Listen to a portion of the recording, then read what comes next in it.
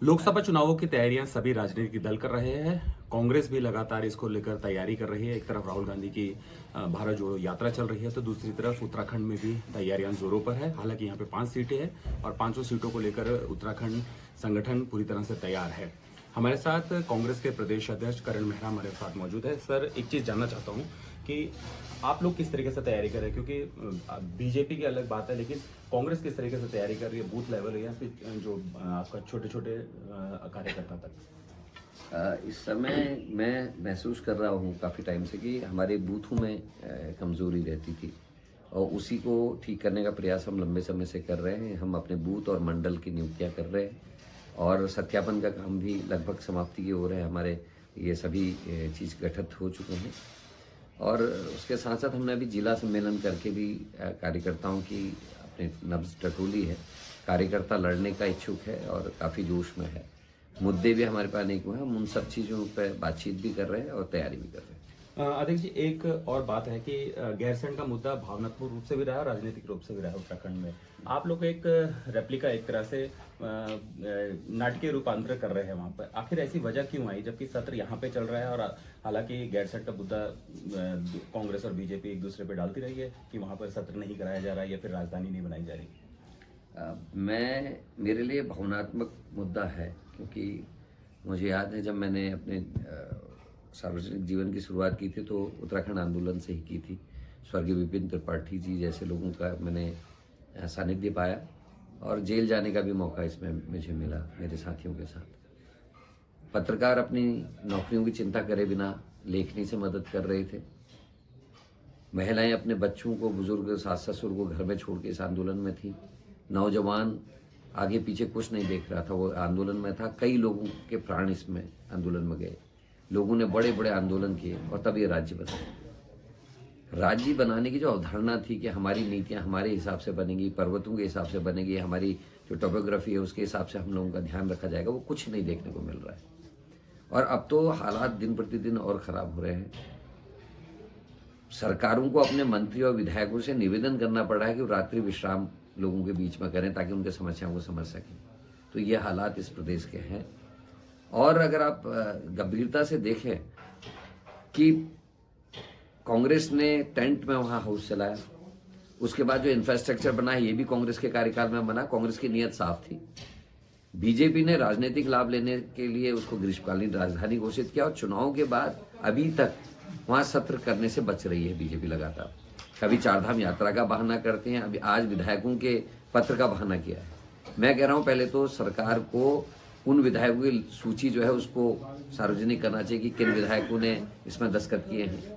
दूसरा, जब मेरे आदरणीय प्रीतम सिंह जी जो हमारे बड़े नेता हैं कांग्रेस के, उन्होंने और लीडर ऑफ अपोजिशन जो हमारे विपक्ष के विधायकों के नेता हैं आदरणीय यशपाल आर्य जी, उन्होंने जब कार्यमंत्रणा से इस्तीफा दिया तो आपने गंभीरता से नहीं लिया।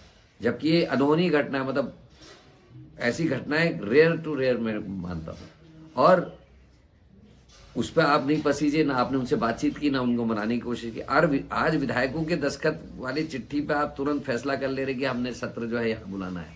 तो ये सरकार की मनसा खराब है, सरकार की नीयत में खोट है। इसीलिए कांग्रेस ने रेप्लिका वहां करने की कोशिश की। और जितने ज्वलंत मुद्दे हमारे हैं, चाहे वो भू कानून से रिलेटेड है, चाहे अंकिता से रिलेटेड है, चाहे भर्ती घोटालों से रिलेटेड है, चाहे रोजगार से रिलेटेड है, चाहे किसानों से रिलेटेड है, चाहे हमारे जोशीमठ से रिलेटेड है, इन सभी तरीके के गंभीर प्रश्नों को वहां हमारे जो बने हुए विधायक होंगे, नाट्य कर रहे होंगे, वो उठाएंगे। और मंत्रियों का जो जवाब आता है, जिस तरीके से मंत्री जवाब देते हैं उस तरीके का जवाब वहां देखने को आप लोगों को मिलेगा। हम इसको लाइव कर रहे हैं, आप सभी आमंत्रित हैं। आ सके तो आए, नहीं तो लाइव जरूर देखें।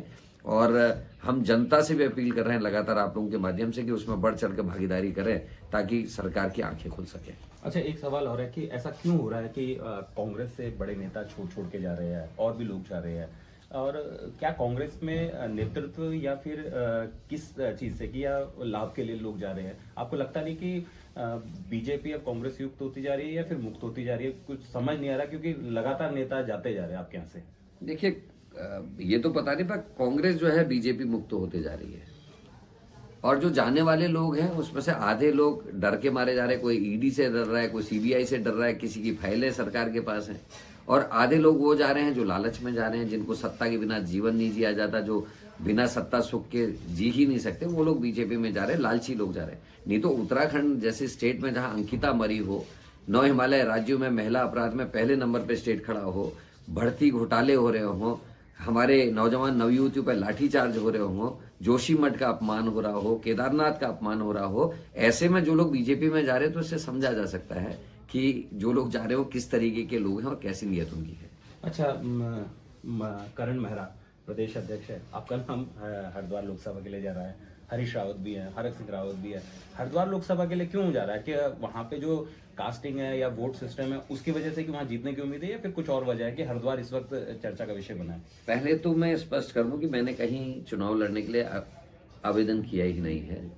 सर्वे जो पार्टी ने की उसमें मेरा नाम हल्द्वानी भी आया, नैनीताल, क्योंकि अजय भट्ट जी का मैं स्वाभाविक प्रतिद्वंदी रहा हूं और हरिद्वार के लोग पसंद करते हैं तो उन्होंने भी नाम लिए होंगे। ऐसी पौड़ी में भी मेरा नाम छोटा मोटा आया है, लेकिन अब इसका मतलब ये नहीं कि मैं पौड़ी भी लड़ रहा हूँ, हरिद्वार भी लड़ रहा हूँ, नैनीताल भी लड़ रहा हूँ। मेरी कोई इच्छा नहीं है और जो पार्टी निर्णय करेगी, क्योंकि मेरे पे पार्टी ने इन्वेस्ट किया है, मुझे 4 बार विधायक का चुनाव लड़ाया है, पार्टी ने मुझे डिप्टी लीडर बनाया हाउस में, पार्टी ने मुझे प्रदेश अध्यक्ष बनाया।